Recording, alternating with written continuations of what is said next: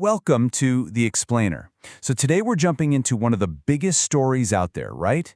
Genesis chapter 1. But listen, we're not just going to read through it. Now, we're going to get under the hood, really see how this thing is put together. Because the way it's built, that's where the real magic is, the key to what it all means. So it kicks off with this massive sweeping line, right? Boom. In one go, the heavens and the earth are here. You'd think, okay, job done. But no, the very next line throws a major curveball. And this is where we begin, with chaos.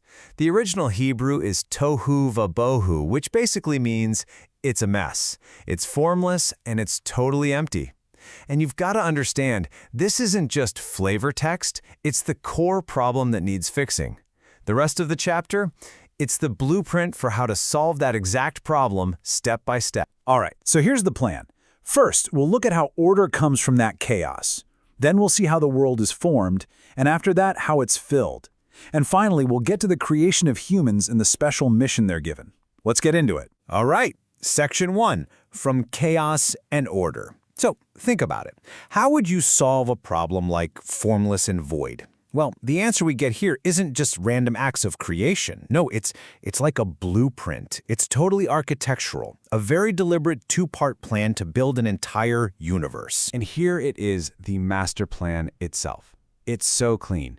For the first 3 days, the focus is all on fixing that formless problem. It's about creating realms, separate spaces.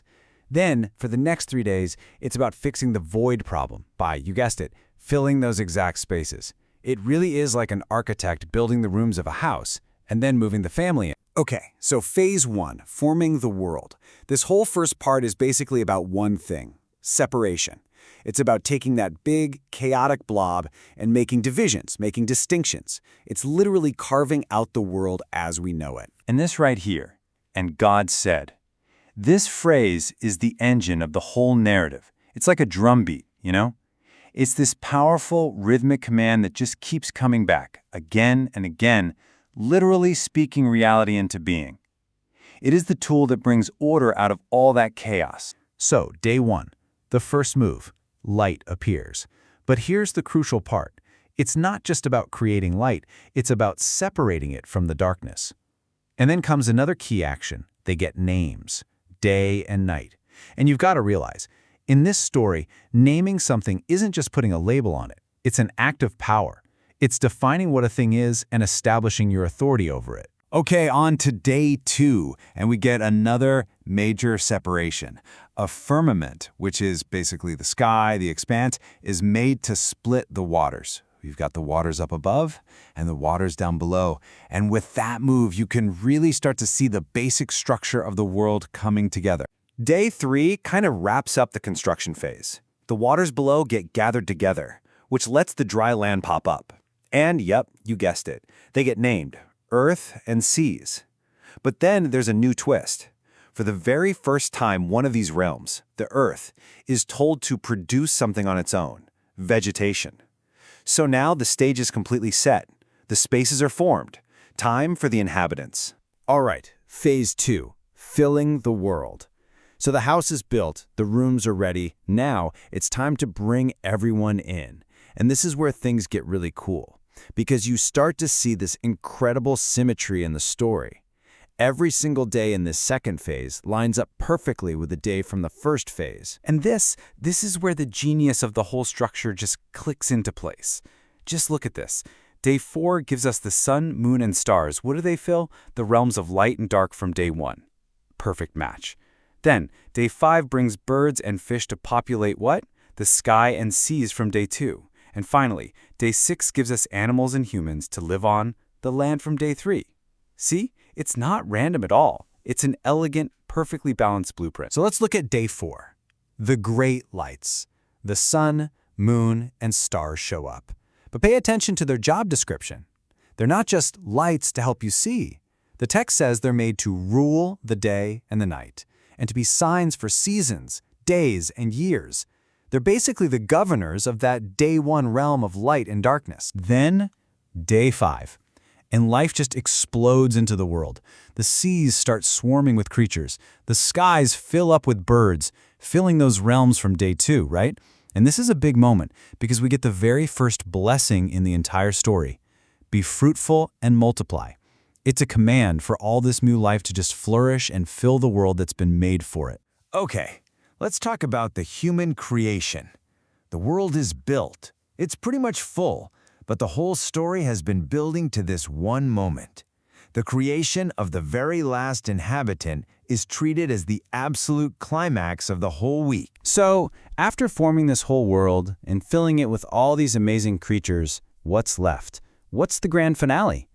I mean, all along we've had this steady rhythm, right? Command, creation, it was good. Command, creation, it was good. But now, that pattern is about to get broken, and that's our signal that something totally different is about to happen. And here it is, the big shift. The language completely changes. It's not let there be anymore.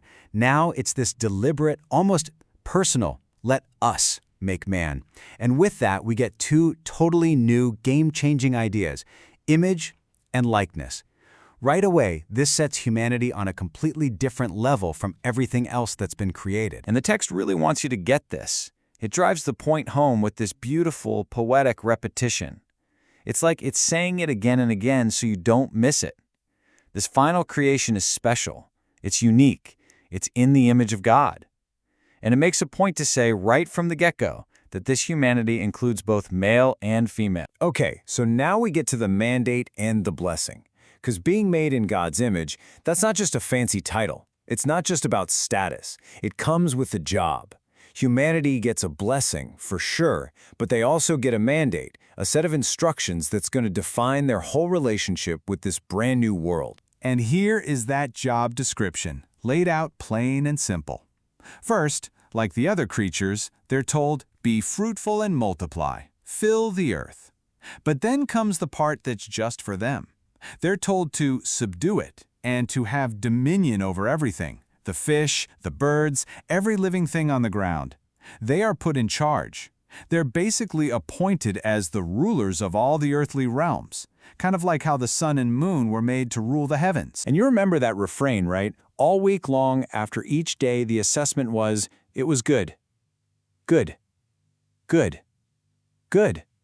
But now that the whole cosmic system is built and the human managers are in place, the final verdict gets a promotion.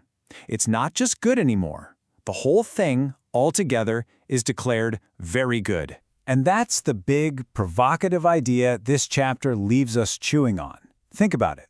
The world is only called very good after humanity has been given this role of dominion, this responsibility. So what's the relationship there? Is the ultimate goodness of this creation somehow linked to us, to humanity's job as its caretakers? That's the powerful, lingering question at the very heart of this ancient story.